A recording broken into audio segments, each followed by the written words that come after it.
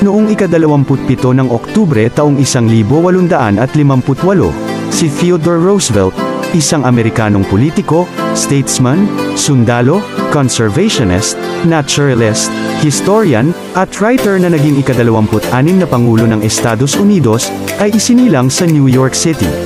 Nanalo siya ng Nobel Prize para sa kapayapaan noong 1906 para sa pag-arbitrate sa pagwawakas ng Russo-Japanese War, at nakuha niya ang ruta at sinimulan ang pagtatayo ng Panama Canal. Political bodies exist to secure responsible government and to execute the will of the people. From these great tasks, both of the old bodies have turned aside.